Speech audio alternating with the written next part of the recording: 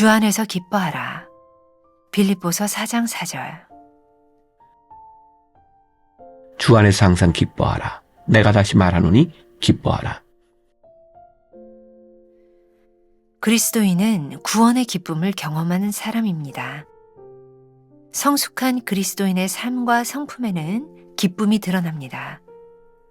상황과 환경에 상관없이 구원의 하나님으로 인해 기뻐하는 것입니다.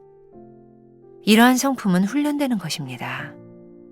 바울은 주 안에서 기쁨의 감각을 개발하고 걸림돌들을 제거해 나갔습니다.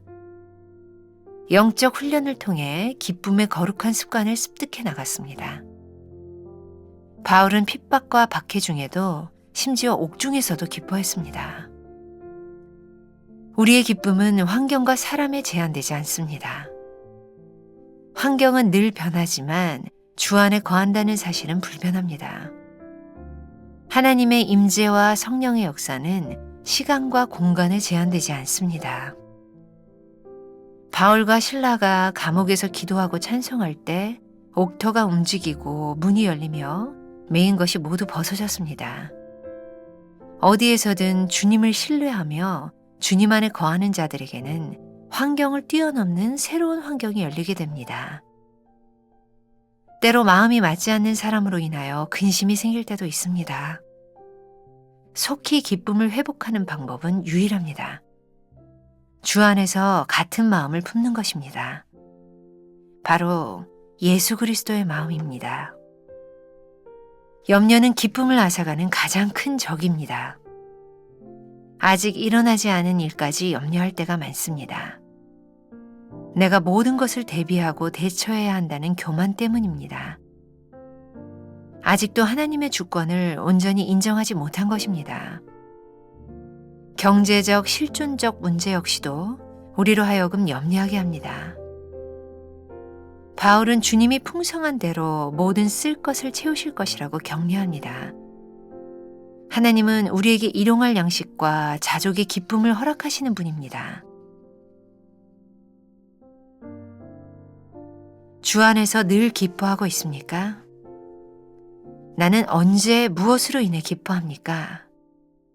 내가 기뻐하지 못하는 이유는 무엇입니까? 오늘은 6월 30일입니다. 주 안에서 기뻐하라. 오늘 6월 마지막 날 변화된 삶의 결론으로 가장 잘 맞는 말씀일 것 같아요. 주 안에서 기뻐하라. 오늘 빌립보서 4장 4절 말씀, 주 안에서 기뻐하라. 항상 기뻐하라고 하는 말씀이죠.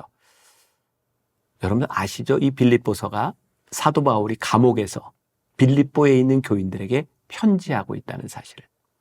저는 그래서 이 빌립보서의 말씀, 우리가 빌립보서를 별명으로 기쁨의 서신이라고 부르는데 이 빌립보서에는 기뻐하라는 말이 계속 반복되고 있어요. 사도 바울이 감옥에서 빌립보에 있는 교인들에게 기뻐하라고 권면합니다. 도대체 사도 바울은 어떻게 이 감옥 안에서 빌립보에 있는 교인들에게 기뻐하라고 말할 수 있었을까요?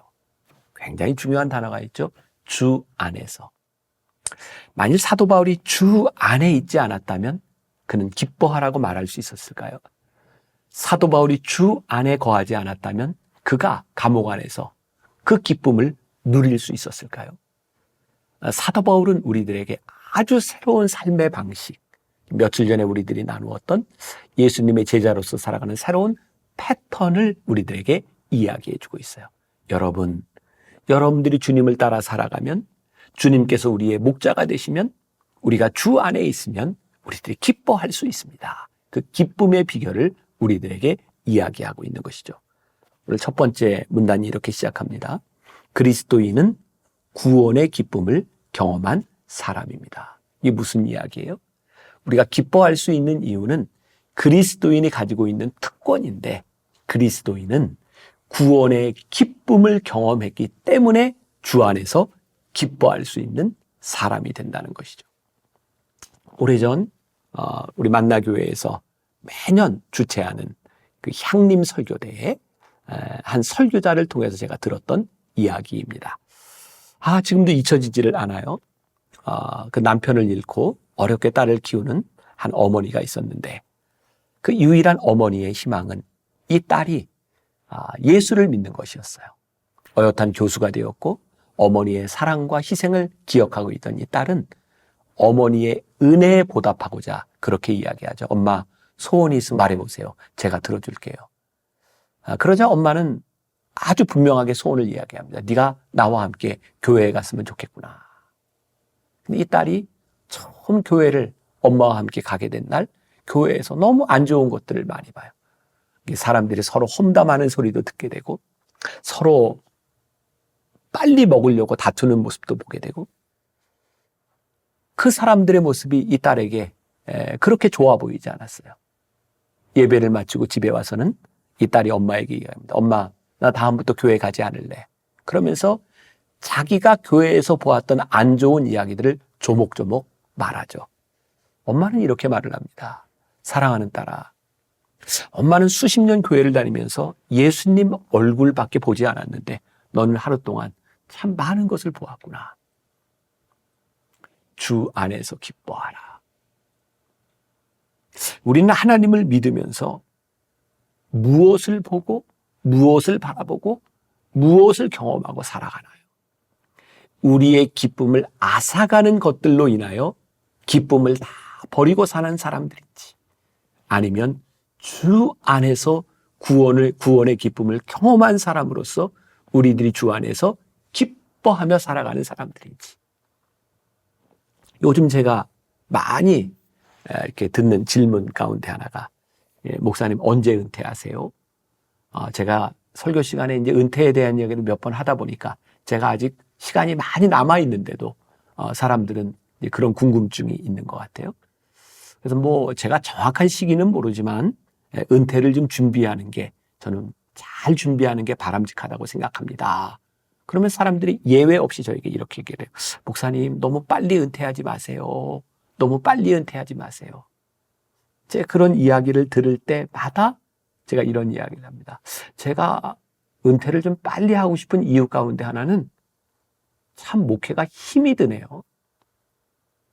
많이 힘이 듭니다. 제가 이렇게 매일 하나님의 숨결, 이 말씀을 이렇게 매일 녹화하는 이 시간도 무척 힘이 듭니다. 힘이 들어서 이 짐을 좀 내려놓고 싶어요. 근데 제가 이런 얘기를 합니다. 근데 힘이 드는 건 맞는데 저는 참 기쁘게 삽니다. 힘든 건 맞는데 저에게 기쁨이 있습니다. 그러니까 제가 은퇴를 뭐 빨리 하고 싶습니다. 이런 이야기가 힘들기 때문이 아니라 그것만이 이유가 아니라 하나님 저에게 주시는 기쁨, 그걸 제가 또 경험하고 싶습니다. 라는 말이기도 하죠. 우리들이 지금 힘들게 살기 때문에 기쁨도 잃어버렸다면 우리는 그리스도인의 삶을 살아가는 것은 아닌 것 같아요. 아마 저보다 더 힘든 시기를 지나가고 여러분들의 삶에서 여러분들의 생업을 이어가고 여러분들의 사역을 해야 되는 그 상황 가운데 살아가는 것이 무척 버겁고 힘든 사람이 있을 거예요. 저보다 훨씬 더. 그런데 우리들이 그 상황 가운데서 주 안에서 기뻐할 수 있는 거예요. 왜? 그것이 그리스도인의 삶이죠. 구원의 기쁨을 경험한 사람들의 모습인 거죠. 그래서 우리의 기쁨은 환경에 의해서 제한되는 것이 아니라는 것을 우리들 분명히 알아야 돼요. 제가 또 우리 젊은 사역자들에게 이렇게 교육하면서 그런 얘기를 종종 하죠. 여러분들이 하나님의 일을 하면서 사역을 하면서 좋은 환경 가운데서 무엇을 잘한다. 이건 누구나 할 수 있는 일입니다. 근데 우리가 하나님의 사람으로서 하나님의 일을 하는 사역자로서 탁월한 삶을 살아간다고 하는 것. 여기서 탁월함이란 세상의 기준을 이야기하는 것이 아니에요. 우리들에게 맡겨진 삶의 사역에 대한 탁월함이라고 하는 것은 좋은 환경 가운데서 이루어지는 것이 아니라 어떤 환경 가운데서도 하나님이 우리와 함께 하시기 때문에 우리들이 이루어낼 수 있는 것입니다. 주 안에서 기뻐하라 라고 하는 말은 절대로 환경에 의하여 우리들이 좌우되거나 환경에 의하여 지배받는 그런 삶이 아니라는 거예요. 주 안에서 기뻐하라. 오늘 여러분들에게 굉장히 무리한, 우리 살아가는 게 얼마나 힘든데요. 근데 오늘 여러분들이 기뻐하라고 말할 수 있는 이유.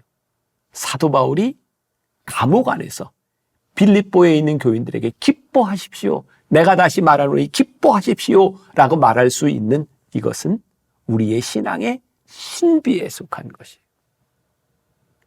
여러분들의 삶에 경험되는 이 믿음과 신앙의 신비함. 주 안에서 기뻐하라는 것이죠. 마지막 문단에 염려는 기쁨을 앗아가는 가장 큰 적입니다.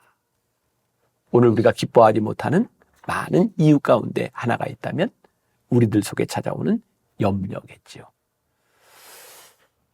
혹시 여러분들 중에 스크루테이프의 편지라는 그 C.S. 루이스의 작품을 읽어본 분이 있는지 모르겠어요. 여러분들에게 한번 이렇게 권하고 싶은 굉장히 좋은 책입니다. C.S. 루이스의 책 중에 우리가 좀 쉽게 읽을 수 있는 책이기도 해요. 스크루테이프의 편지는 스크루테이프라고 하는 악마가 그의 조카 악마 웜우드에게 하나님을 믿는 사람, 그 책에서는 환자라고 표현이 되어 있는데 그 환자들을, 하나님을 믿는 사람들을 지옥으로 이끌 수 있는 계략을 알려주는 그런 책이에요. 그러니까 C.S. 루이스는 이 책을 통해서 우리들에게 변증을 하고 있는데 여러분 신앙생활을 하면서 사단이 이런 전략을 가지고 있습니다. 그러니까 신앙생활을 잘 하려면 이것이 사단의 전략인지를 파악해야 합니다라는 그런 의도에서 스크루테이프라고 하는 책을 쓰게 돼요. 굉장히 좋은 책입니다. 거기에 스크루테이프가 그의 조카 악마 웜우드에게 이 환자들, 그리스도인들을 타락시키는 전략을 이렇게 이야기합니다. 저 환자들로 하여금 미래를 걱정하게 하라. 그러면 그들은 자연스럽게 그 책에 보면 원수, 그리스도와 함께 멀어지게 될 것이다. 미래를 걱정하게 해라. 그러면 그들이 그리스도와 멀어지게 될 것이다. 오늘 여러분들에게 미래에 대한 염려가 찾아오고 있다면 여러분들이 하나님과 점점 멀어지고 있다는 증거일 것이에요. 우리들의 삶의 기쁨은 먼 미래를 염려하면서 살아가는 것이 아니라 지금 우리를 인도하시는 하나님 주 안에서 기뻐하는 것이 신앙인의 삶을 살아가는 거예요. 미래를 계획하는 것 괜찮아요. 그러나 미래를 염려하는 것은 바보 같은 일이에요. 또 그러면 여러분들이 목사님 정말 이 시대를 살아가는 삶을 모르고 어떻게 그런 얘기를 하세요? 어떻게 미래를 염려하지 않을 수 있겠어요? 신앙은 훈련이라고요. 어떻게 주 안에서 기뻐하는 훈련. 미래를 준비하되 염려하지 않는 하나님을 인정하고 하나님을 믿는 믿음 안에서 사는 것. 오늘은 이 찬양을 한번 부르면서 묵상을 마무리할까요? 너 근심 걱정 와도 어려운 일 당해도 걱정 말아라. 주 너를 지키리. 위험한 일 당해도 슬픈 일이 와도 걱정 말아라. 주 너를 지키리. 늘 지켜주시리. 주님의 사랑 속에 거하라. 그의 평화 속에 유하라. 그분의 영원 속에 자유하라. 주 지키리. 주님의 사랑 속에 거하라. 그의 평화 속에 유하라. 그분의 영원 속에 자유하라. 주 지키리. 혹시 제 찬양 때문에 기쁨을 잃지 않았으면 좋겠고 이 찬양의 가사처럼 너 근심 걱정하도 어려운 일 당해도 걱정 말아라. 주 너를 지키리. 오늘 그 기쁨 안에 거하는 여러분들이 되시기를 주님의 이름으로 간절히 축원합니다. 기도하겠습니다. 우리 그리스도인의 삶의 가장 큰 변화, 기쁨임을 우리들에게 깨닫게 하셨습니다. 주 안에서 기뻐하라. 내가 다시 말하노니 기뻐하라. 사도 바울이 감옥 안에서 빌립보 교인들에게 말했던 것처럼 오늘 울려 퍼지는 이 메시지가 우리 인생 한가운데서 들려지는 복음이 되게 하여 주옵시고 너 근심 걱정하도 염려하지 말고 주 안에서 기뻐하는 승리하는 하루가 되게 하여 주옵소서. 예수님의 이름으로 기도했습니다. 아멘.